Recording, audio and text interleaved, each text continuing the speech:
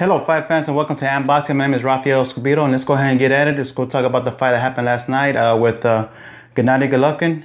And before that, we'll go ahead and talk about, we always do, trying to talk about the other fight that happened on True TV. And what we have here is Antonio Orozco versus Emmanuel Taylor. And that was a real good fight. They're going back and forth, trading punches.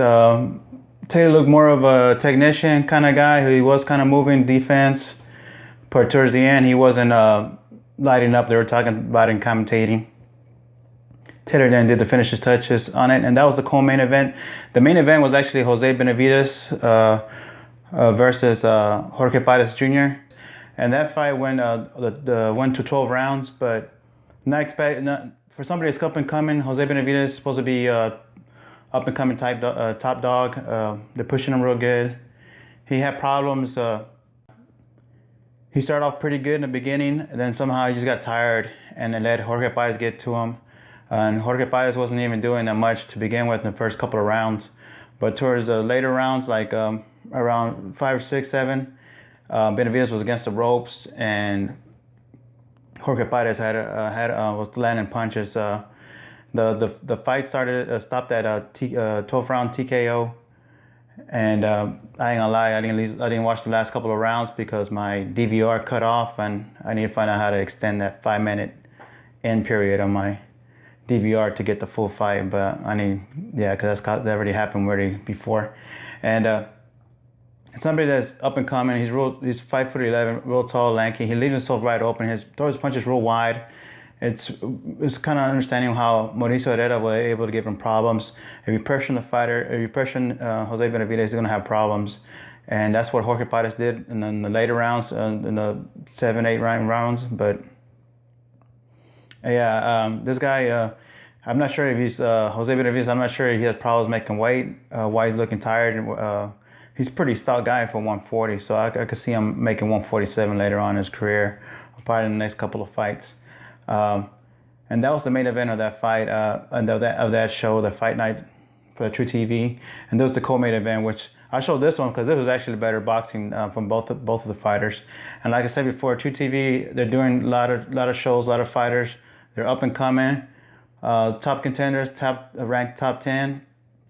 Commentating is good. They got Ray Boom Boom Mancini and Tim Bradley that night. Well, Ray Boom Boom Mancini is always on there, but great commentating. Tim Bradley, world champion or former world champion, but he's been up there. He fights some fights, so he knows what they're talking about. And let's go ahead and get to the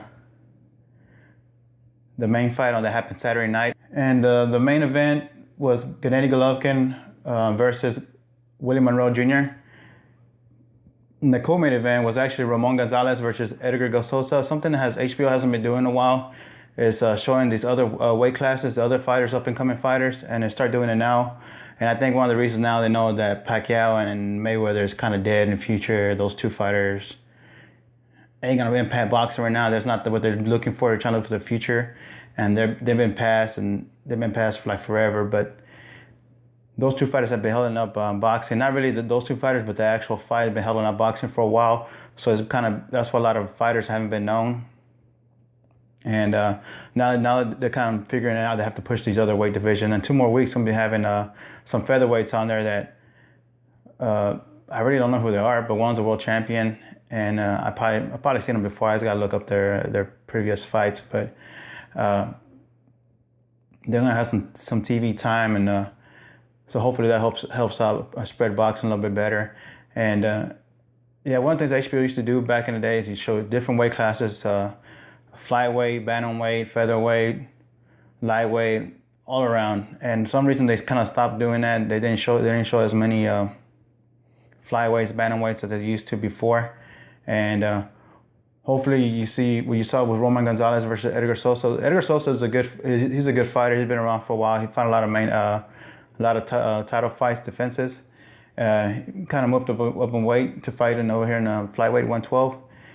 And just Roman Gonzalez, just more powerful, strong, and hopefully when he gets a little bit more of more competition going on in the future, you're going to see why this weight division And in this lighter weight division, they just go all brawl boxing. They throw like almost 80 to 100 punches around. They get hit a lot. They land hard hits, and they just go back and forth. Their fight is action-packed fight. So I'm good. I'm kind of happy they're putting this in.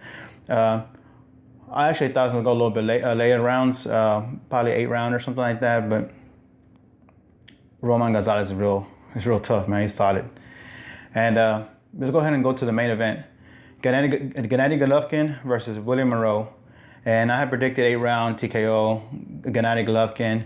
And one of the reasons why is because I thought that Golovkin is going to go ahead and what he does sometimes in his fights, he actually kind of uses that as like getting some rounds. And he said he was doing that with Willie Monroe. But let's go ahead and just talk about what happened in the beginning rounds. In the beginning rounds, Gennady Golovkin was kind of just stalking Willie Monroe. Willie Monroe started off pretty quick, throwing some jabs, trading some punches in the first round. But in the second round, like I said before, what Gennady Golovkin does, he likes to throw those explosive power punches. It might get an early knockdown. I wasn't sure that he's going to get a knockout, but it looked like he was. But just to show how much condition Willie Monroe was in his fight, he got knocked down twice and was able to still get up and still fight. And that's pretty good conditioning. That's one of the reasons that when you know that somebody has a good condition is they're able to take a punch, get knocked down, get back up. And he was able to do that. And within like the 4th round, you started seeing Willie Monroe started getting back at it. One of the things you noticed with Gennady Golovkin, he kind of laid off in the 3rd and 4th round. If you notice in the beginning of the 3rd round, he kind of took a deep breath. He was catching his wind because, I mean, he cuts the ring and everything, cutting and boxing and just throwing punches. I mean, you'd be okay, but if you try to knock out somebody and walking down and stalking them all through the ring, you're gonna have some energy wearing out, and that's what happened with him. That's why he laid off a little bit in the 3rd and 4th round, and also some of the 5th round. And what happened in the 3rd round, Gennady Golovkin was just taking a little bit more easier, and Monroe was getting his 2nd win back. And in the 4th round, you could see Monroe going back at it, fight him in the middle of the ring, and he gave Gennady Golovkin some shots in the 4th and 5th round. In the post-fight, Golovkin was saying that he was just fighting later in. They didn't hurt him, but there was some pretty good shots that Monroe threw at Golovkin in the middle of rounds, and it was just kind of weird that he was kind of letting himself get hit. And then towards the 5th and 6th round, he started moving around and getting some defense. I think Golovkin was a little bit tired, throwing those power punches, chasing him out, trying to knock him out. And you know he did because he laid him out twice, and also he made Willie Monroe buckle his knees a couple of times. And you thought Monroe was gonna be out, but he, like I said before, he's good conditioning, and he was withstanding those punches. And then you see in the 6th round, basically Golovkin became the Gennady Golovkin. Triple G knocked him out. Fight was over. Monroe, when he was getting the count, you could tell he was trying to see if he's able to get his composure together. He's able to have his legs underneath him, and he waited till the last second to get up. And you kind of knew that he wasn't there. He was gone. He made the right decision to quit. A lot of people don't like quitters, but he took a lot of punishment already, and that's what happens to a lot of fighters. You don't want to get them hurt. He was real smart. Just go ahead and just stop the fight there. He knew he was not gonna make it. Gennady Golovkin was coming back at him, was getting a 2nd win, was throwing a lot of heavy punches, and knocked him out. And I mean, it was pretty surprising what Monroe was able to do. And the post fight, you heard Golovkin saying that he was letting him hit him. He wanted to fight. He wanted to do this for the fans and stuff like that. But I'm pretty sure Monroe was able to land on his own punches because he was doing it. He had pretty good skills doing that. And this basically would look like during the fight. Like I said before, man, he got perfect. It's weird how he loads his left. He kind of picks it up and circles it around and just loads it. Instead of just hitting it like that. So he loads up on that left hook. And one of the things I saw that Gennady Golovkin wasn't doing was actually, he wasn't doing that much putting his right hand up when he was reaching out for the jabs and hooks. And I think that's probably around the 3rd, 4th round when he was a little bit tired. And lucky